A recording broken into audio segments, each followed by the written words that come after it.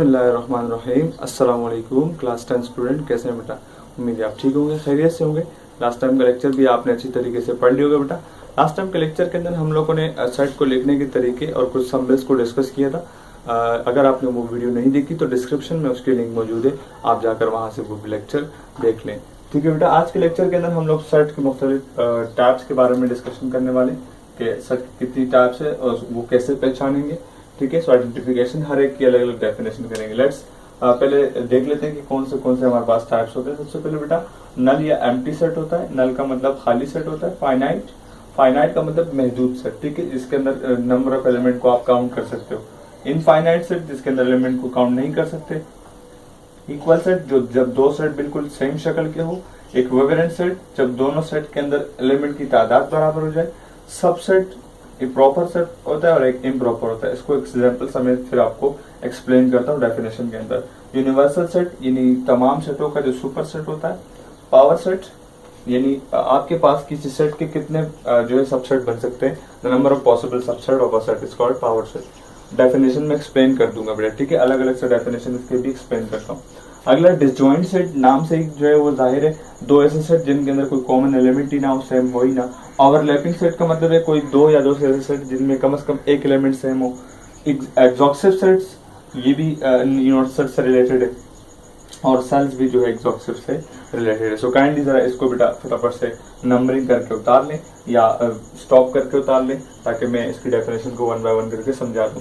ठीक हो गया बेटा, शाबाश, जल्दी से उतार लें। तो आपने अभी तक जो है वो नाम पढ़ ली कि कितने टाइप्स ऑफ सेट होते हैं। हम एक एक करके डिफाइन करते हैं। लेट्स स्टार्टेड बेटा, ताकि वीडियो ज्यादा लंबी ना हो। सबसे पहला जो है नल या एम्प्टी सेट। नल का मतलब खाली, जैसे मैंने आपको बताया दिया डेफिनेशन के थ्रू मैंने यूं लिखा है, आप ये फेयर करेंगे बिल्कुल सीक्वेंस से। ठीक है बेटा, इस तरीके से लिखे मैंने। A set having no element, जिसके अंदर ऐसा सेट जिसके अंदर कोई एलिमेंट ही ना हो, इज कॉल्ड नल या empty set, denoted by phi. ये फाइ बेटा इसको नल सेट कहते हैं, इसीलिए कहीं अब यह नजर आ जाए तो समझ जाना null set. Let's suppose example मैंने a is equal to set लिया है। सेट हमेशा कर्ली ब्रैकेट में क्लोज होता है, उसके अंदर एलिमेंट्स होते हैं, इसके अंदर कोई एलिमेंट है ही नहीं।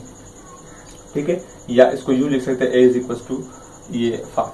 ठीक हो गया। Number 2 finite set, a set which contain last element called finite set. ऐसा सेट जिसके अंदर आखिरी एलिमेंट हो या उस सेट के अंदर मौजूद एलिमेंट की तादाद को आप काउंट कर सको, ऐसे सेट्स को क्या बोलते हैं? फाइनाइट सेट बोलते हैं। एग्जांपल मैंने जो यहाँ पर लिए 1 2 3 4 5, तो लास्ट एलिमेंट भी मौजूद है और इस लिहाज से देखो या फिर इसकी नंबर की तादाद देख लो, 1 2 3 4 5, आप आराम से नंबर ऑफ एलिमेंट्स को काउंट कर सकते हो। अगर काउंट कर सकते हो so this is finite set. Infinite उसका उलट है, a set which do not contain last element called infinite set. ऐसा सेट जिसके अंदर लास्ट एलिमेंट ना हो या उसके अंदर मौजूद एलिमेंट की तादाद को आप काउंट नहीं कर सके, इनफाइनाइट सेट कहलाता है। 2 4 6 8 10 ये इवन नंबर का सेट है। ये फर्स्ट लेक्चर में आपको बता दिया था, अगर आपने वो लेक्चर नहीं देखे तो काइंडली डिस्क्रिप्शन में उसकी लिंक मौजूद है, जहाँ जाके वहां से देख लो।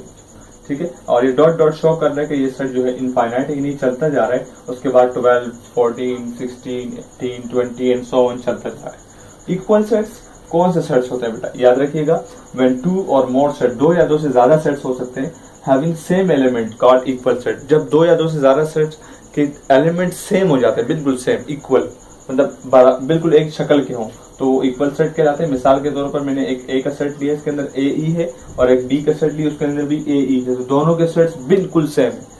सो इसीलिए हम क्या कह सकते हैं, then A is equal to D. तो इसका मतलब किसी दो सेट्स की शक्ल सेम होने पर वो इक्वल होते हैं। इक्विवेलेंट इससे थोड़ा सा डिफरेंट है। क्या है? थोड़ा सा नहीं बल्कि बहुत सारा। When two or more sets having same number of elements, अगर दो या दो से ज्यादा सेट्स के नंबर ऑफ एलिमेंट की तादाद बराबर हो जाए, एलिमेंट की तादाद यानी बराबर हो जाए, तो वो इक्विवेलेंट कहलाते हैं। अगर एलिमेंट बिल्कुल सेम हो तो इक्वल, और एलिमेंट की तादाद सेम हो तो इक्विवेलेंट। अच्छा, क्या लिखा है? When two or more set having same number of elements called equivalent set. Example में मैंने क्या लिखा है? a इज इक्वल 1 2 3 और b is equal to a b c। तो इसके अंदर भी तादाद कितनी है? 1 2 3, और इसके अंदर भी 1 2 3, तो तादाद की बराबर होना जरूरी है। तादाद बराबर होंगी तो वो इक्विवेलेंट सेट हो गए। Then a is equivalent to b।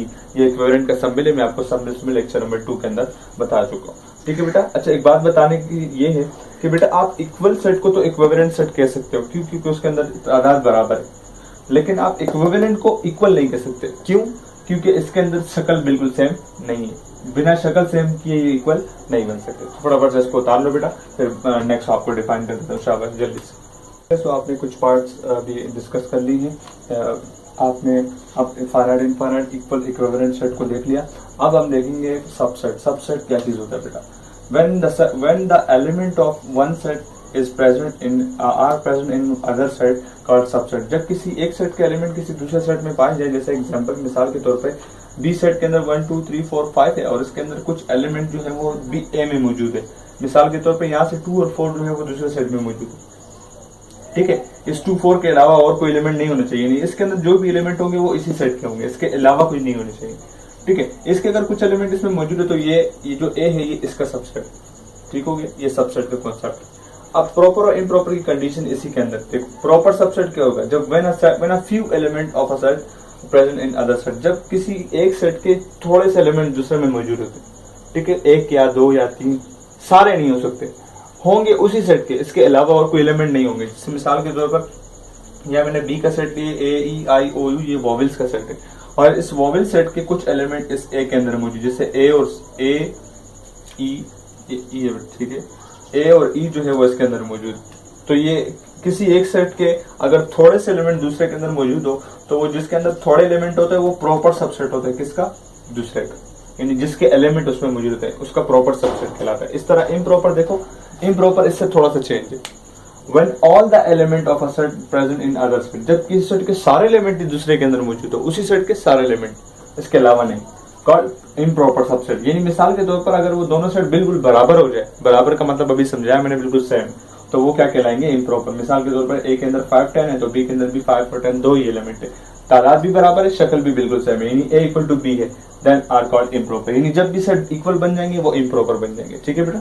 उसके बाद डिसजॉइंट सेट। डिसजॉइंट सेट कौन से सेट होते हैं? When 2 or more sets having no common element, किसी भी सेट के अंदर अगर 2 या 2 से ज्यादा हो और उसके अंदर कोई कॉमन एलिमेंट ना हो, बिल्कुल अलग अलग सेट्स हो, लाइक दिस। ए का सेट जो है 1 3 5 ऑड नंबर और बी का सेट 2 4 6 इवन नंबर, बिल्कुल अलग अलग, इनके आपस में कोई ताल्लुक ही नहीं, कोई एलिमेंट ही सेम नहीं। So such sets are called disjoint set. इसकी तरतीब से बेटा यहाँ से हेडिंग वाइज प्रॉपर कर लो एग्जाम्पल समेत, इसके बाद 2-3 सेट रहते हैं वो हम करेंगे शाबाश। पावर सेट के लिए मैं एक अलग से वीडियो बनाऊंगा क्योंकि उसके अंदर क्वेश्चंस थोड़े से कॉम्प्लिकेटेड होते हैं, उसके अलावा बाकी सारी टाइप्स को आप डिस्कस करेंगे। फटाफट से यहाँ तक लिख लो बेटा। तो इसके बाद जो हमारे पास टाइप है वो है ओवरलैपिंग। ओवरलैपिंग सेट्स क्या होते हैं बेटा? इसके नाम से जाहिर है कि आपस में कोई ना कोई रिलेशन होगा इसका। तो when 2 or more sets having at least 1 common element, कम से कम एक कॉमन एलिमेंट जब भी 2 या 2 से ज्यादा सेट के दरमियान होगा, कम से कम एक, 2 भी हो सकते हैं, 3 भी हो सकते हैं, 4 भी हो सकते हैं, तो वो ओवरलैपिंग सेट कहलाएंगे। मिसाल के तौर पर ए के अंदर 1 2 3 5 6 है और इसके अंदर 2 4 6 8 10 है, तो देखो कौन से एलिमेंट्स है, 2 और 6, 2 और 6 आपस में जो है वो मिल रहे हैं, इसीलिए ऐसे एलिमेंट जिनमें कम से कम एक एलिमेंट भी कॉमन हो तो वो क्या कहलाएंगे? ओवरलैपिंग सेट कहलाएंगे। तो ये नहीं, आसान अल्फाज में अगर मैं कहूँ तो अगर 2 सेटों का इंटरसेक्शन पॉसिबल हो, 2 सेट का इंटरसेक्शन करो और वो नल सेट ना आए, तो ऐसे सेट को क्या कहेंगे? Overlapping set. एग्जॉस्टिव सेट, इसकी प्रोनाउंसिएशन थोड़ी सी मुश्किल है, एग्जॉस्टिव। एग्जॉस्टिव सेट से पहले मैं आपको यूनिवर्सल सेट समझाना चाहूंगा, मैं पहले बोल दिया बेटा, यहाँ पर इसकी डेफिनेशन लास्ट में लिख लो या वहां बीच में लिख लो, कोई मसला नहीं है। यूनिवर्सल सेट क्या होता है? The super set of all set is called universal set. आप कोई भी काम कर रहे हो, यूनियन, इंटरसेक्शन वगैरह, और उसके दरमियान आपने बहुत सारे सेट लिए, अगर वो सारे सेट सबसेट हो किसी एक सेट के और उसके अंदर वो सारे एलिमेंट मौजूद हो तो वो यूनिवर्सल सेट हो गए। लाइक दिस, अगर कोई मिसाल के तौर पर मैंने यहाँ लिया है यू का एक सेट है 1 2 3 4 1 से लेकर 10 तक, और बी ए का सेट और बी का सेट, दोनों के एलिमेंट का देखो, क्या दोनों के एलिमेंट इसमें मौजूद है? यस, इसके भी सारे एलिमेंट इसमें मौजूद है, इसके भी सारे एलिमेंट इसमें मौजूद है, तो इन दोनों के लिए ये वाला सुपर सेट है और यही यूनिवर्सल सेट कहलाता है। ठीक हो गया। So let's move on the exhaustive. Exhaustive set के अंदर तो कंडीशंस है, आप कंडीशंस को समझना, गौर से समझ लो। When 2 or more sets are the subset of universal set called exhaustive set. ऐसे सेट जो 2 अगर वो यूनिवर्सल सेट के सबसेट बन जाए, मिसाल के तौर पर मैंने ये वाला एग्जांपल एग्जॉस्टिव के लिए लिखा था, ठीक है। तो अगर जैसे ए और बी जो है 2 सेट हैं और इन दोनों का, ये दोनों सबसेट है किसके? यूनिवर्सल सेट के, तो ये क्या मैंने आपसे तस्करा किया कि यूनिवर्सल सेट के दोनों सबसेट होने चाहिए, दोनों को यूनियन करो तो यूनिवर्सल सेट ही बनना चाहिए, कोई एलिमेंट बाकी नहीं बचना चाहिए, ठीक है। अब सेल क्या है? When 2 or more sets are the subset of universal set, दोनों सबसेट होने चाहिए यूनिवर्सल के, प्लस एक और शर्त है, ऑल्सो कॉल्ड डिसजॉइंट सेट, वो दोनों डिसजॉइंट भी होने चाहिए।